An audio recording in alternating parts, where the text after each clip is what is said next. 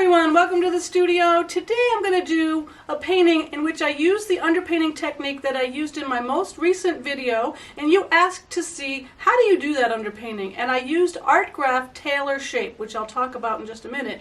And I'm going to do this underpainting and show you step by step how I do the underpainting and then how I come back with the pastel layers on top. So I think it's going to be a really fun way to see behind the scenes or what's underneath a painting. So come on closer and I'll show you what we're going to paint today. Alright, first let's talk about the supplies we're going to be using for this underpainting. These are the Graf Tailors shapes, that's what they're called.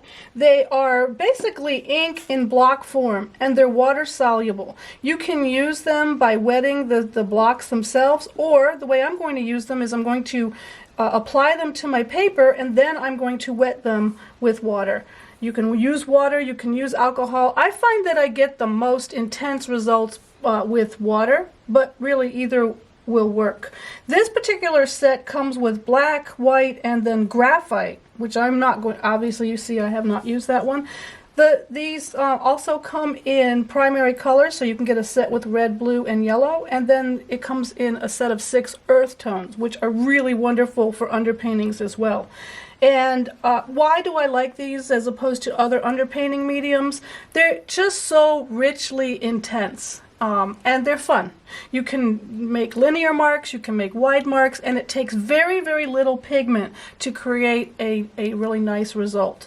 There'll be a link in the description as to where you can find these, or you can simply Google Graf and find a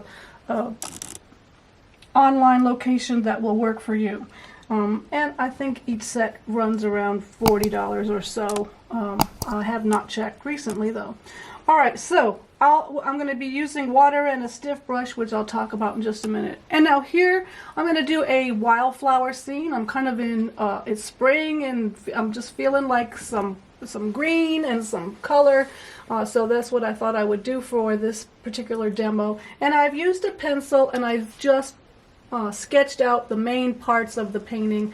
We have our foreground area, and then there's some distant, looks like trees and some water in the background, and a really nice blue sky. And I think that using the black underpainting with the Graf is really going to give me a nice foundation for all of the green grass and things that I'm going to put on top. So we'll have a really nice, strong, cohesive, I like to call it the dirt, that's going to hold in all of these grasses and flowers so that they don't look like they're floating. And so I think that's going to work. The Graf, especially when I just use the black, I find that it works better for really dramatic scenes, so if you really want to get a good sense of light and dark, but it also works if you really want to get nice strong darks in your underpainting, which is what I would like to do for this particular painting. So I'm going to get started and then we're going to wait for it to dry and then we'll come back and we'll finish. So I'm going to use the edge and first apply it very lightly in the area where I want it to be dark. Now look how very lightly I'm applying it and how little pigment I'm letting get released off of this block. I'm not going to press hard just yet.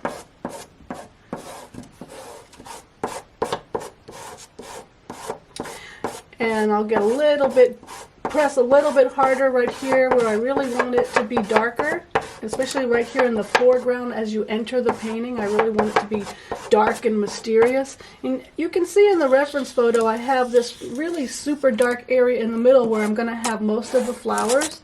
The rest of the area is going to be just a little bit lighter. So I'm going to come in and just put it much lighter in the areas on the outskirts. And then in here, I'm going to come in and start to press a little bit harder. I want this to be much darker right in this area here, kind of this pathway leading us up through the painting. There is water in here somewhere, which we'll be able to put on top because it's going to be a lighter value. I'm going to just darken the edge slightly where the ground meets this distant tree mass.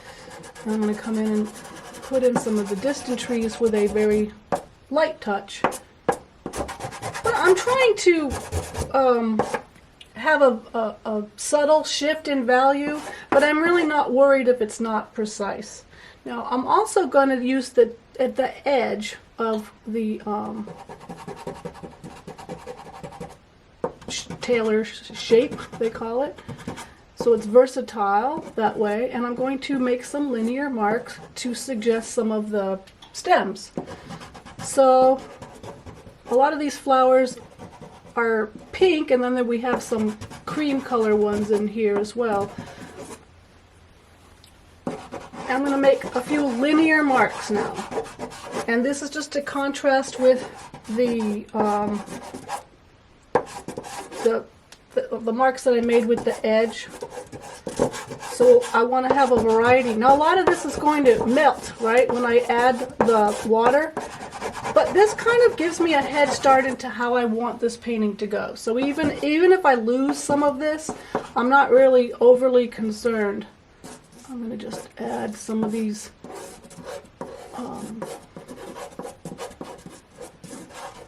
grasses that are sticking up.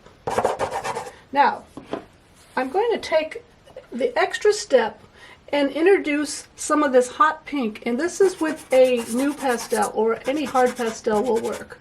And why I am doing it is because it's really hard to get this really intense pink, and so I think if I have it in the underpainting, even though I'm mixing the art graph with pastel, I think it's going to give me a little bit more of a head start into the color. So it's kind of like a little bit mixing of media here, but it's going to hopefully give me a head start. And I'm going to bury some of that pink within the black. I'm not exactly sure how that's going to what's going to happen when I wet it. Maybe it will go away completely, but it might give me something interesting to work on. Remember, the underpainting is what is underneath. It is the start of a painting. When we use a wet underpainting like I'm going to be doing today, we relinquish some control because we can't always predict the outcome.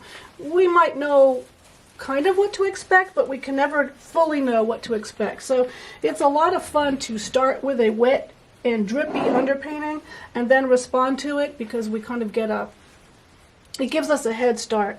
Now what I'm going to do is I'm using a stiff bristle brush. This is actually a children's paintbrush from Princeton, and I really like it because it's just the right size for me and the right consistency as far as stiffness. But I'm going to liquefy the pastel first before I get involved with the art graph, the black, because once I get the brush all black, it's harder to keep it clean, and I would rather not go and have to rinse out my brush. Being a lazy, kind of an extra step. Really, that's the only reason. So I'm going to just stick with the water. Now, look what's happening. I put a little bit of that art graph at the base of these flowers, just to give them a nice darker underbelly. And now, if I get just the right amount of water going, I can have some of these things drip, so I can kind of get a head start on the stems. So I'm just kind of dabbing in some of the water, and I am going to encourage some drips. Look at the stems that I'm getting. All right, but I didn't get all the pink yet, so let's go in with the pink. And then I really want to show you, here's another pink one. Yep. The black overtakes the pink, so we're going to lose most of that pink. But look at this area where I've only put a little bit of the art graph. Now look at how rich it is when we wet it. I mean, it's just amazing how it explodes with intensity.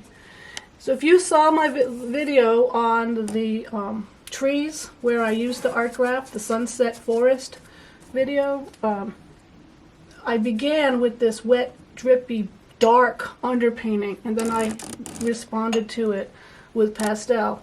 And so that's what I'm going to do for this one, but this is how I accomplished that underpainting. So I'm just using a fairly liberal amount of water. I did not mention the paper I'm using is LuxArchival sanded pastel paper. It is not mounted, and one of the things that I have really enjoyed about this paper is that it takes a beating. I can use a wet underpainting, and I can be very liberal with my liquid, not really have to be concerned, and this paper does not buckle. It stays perfectly flat, and so it's a wonderful choice if you're doing a wet underpainting. So now I'm just simply taking my brush and I'm making my brush strokes go in the direction that I think these grasses are growing. So whether it be up and down, or in this area, how I feel like I want to draw the eye up into the painting. Now one thing that I'm noticing is all those linear marks that I put in with the edge of the stick are being covered up by the intense darkness. And so, on the one hand, you might say, oh, well, that's awfully frustrating. Why did you bother?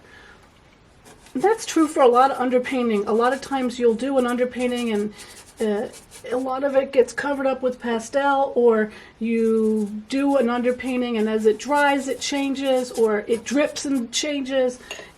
That's part of the fun of it, experimenting, and also the unexpected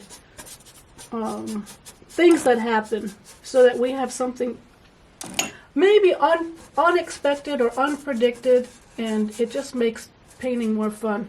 I am leaving a lot of these little bits and pieces peeking through just to add. There are some light color flowers, and maybe they would be part of that.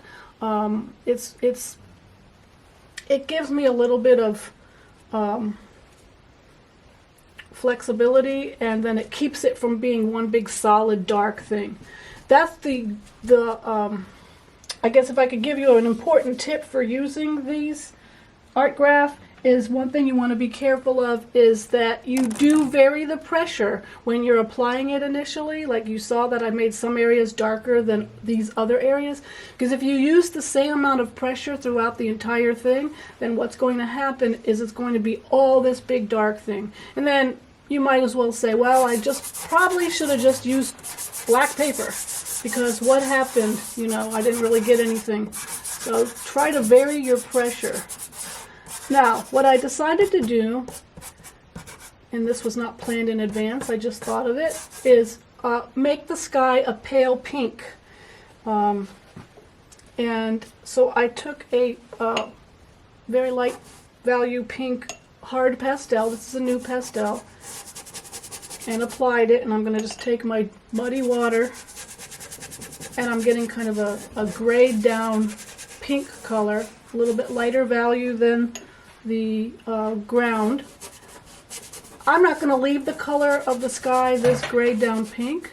We'll let it dry, and we'll decide, do we want it to be a blue sky, or do we want it to go in a more moody direction? That's going to be a choice that we get to make as the painting progresses. Now, you see what's happening is I used a lot of water, and the water is dripping down into my flowers.